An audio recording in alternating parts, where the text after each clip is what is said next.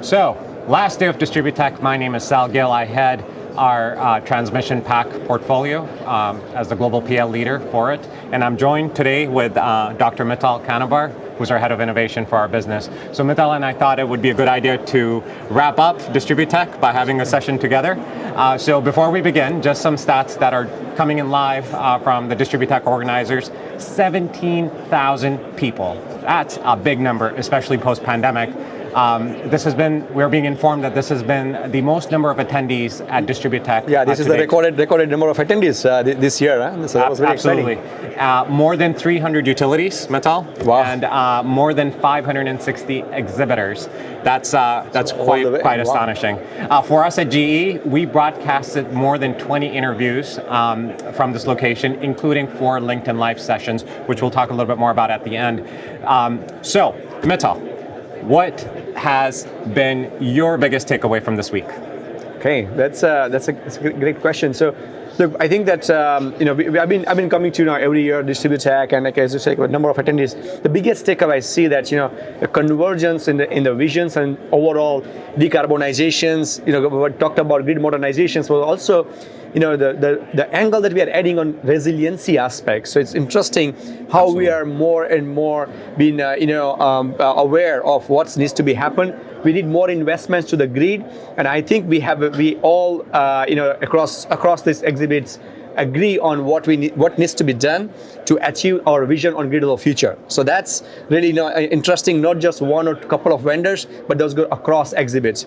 Sal, while I'm sharing that one, what about yourself? What's Sure. your biggest takeaway? Sure, I think Mital, from my conversations with our industry colleagues, customers, partners, I believe that the industry is coming to a realization that as a whole we're evolving, but I think the different pieces of technology that form part of our transmission and distribution networks, they are moving at varying speeds. That's true. So if we look at things like cybersecurity, for instance, updates to cybersecurity may be needed pretty much every day, right? We get notifications on our iPhone, right? So you can just imagine at the cybersecurity end for critical infrastructure environments.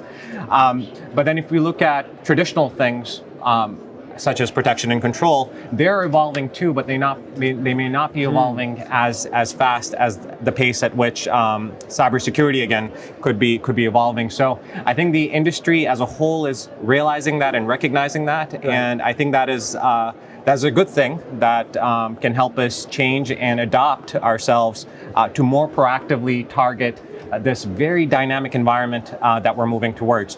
So with that, any eureka moments for you? Eureka, okay. Hey, we like that word. So look, the eureka moment for me when I at a keynote, understanding that or various speakers, what things stuck to me that openness to this industries from innovation perspective, right? That hey, it's okay to fail. Let's fail fast. Absolutely. And lessons learned. Let's take out our leap of faith assumptions and how can we accelerate energy transition. I think that was the embracing that mindset and the cultural shift towards the innovative mindset. I think that was really the eureka. I said, aha, this is the right industry, right time, and right vision. Let's go and accelerate, right? And we don't afraid to fail, and then this is what you want to be, right? In those kind of industries. So that was, I would say, sort of a eureka moment for me.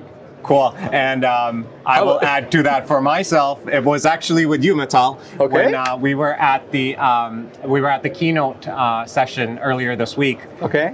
And what was interesting for me, sort of like the standing up from my chair moment even, was when at the end of the keynote we had Secretary of Energy, the U.S. Secretary of Energy, Jennifer Granholm, talk about launching this initiative called I2X, which is innovation to exchange essentially the recognition and realization across the industry that the biggest challenge that is really sort of preventing us from getting to full speed decarbonization is the integration of renewables and essentially the ever-growing queues of renewables that are piling up, not just in the US, but in other parts of the world too. So that to me was very interesting and very powerful that even at the DOE level now, that's taking precedence.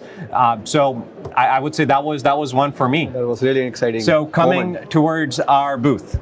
I know you and I have been talking to a lot of people. We've had a very, very busy presence this week at the GE booth. Right. In fact, I would say it's been a record-breaking attendance for us too at our booth as well.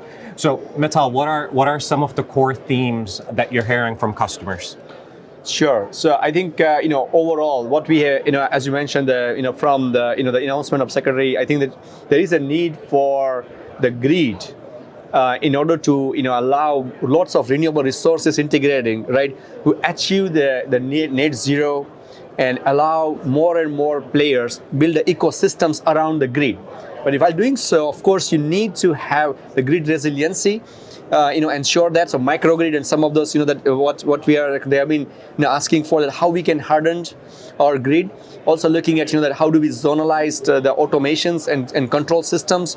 They are going towards the autonomous grid. But at the same time, the infrastructure that we have, the aging infrastructure, how we can leverage and increase a more utilization factor. So what we customers was very exciting, that part that they're asking about, hey, dynamic system rating. What's this? I heard about the dynamics aspects of this. How can we utilize our existing infrastructure more to push more and more renewable power and enable those resources which are really far from the grid? And that when they see that, wow, this is the innovation, this is the solution that we need into the grid. And when you see in their eyes that the light that looking at those kind of solutions was amazing. Of course, we had a lot of others part on the protection control, communications, asset management aspects, and of course doing on overall grid orchestration part. But there is a lot of the customers' feedback that hey, you are on the right path. This is the where we expect GE, Vernova to get in, and here we are, and they would like to work and collaborate with us more. Excellent. So thank you, Mital, for joining me. And that's all the time we have from here. It doesn't end here though. Please do look out for us on our LinkedIn channel at GE Grid Solutions. Follow us. Mital and I are also both present on the LinkedIn channel, so do reach out to us, do connect or network with us over there as well.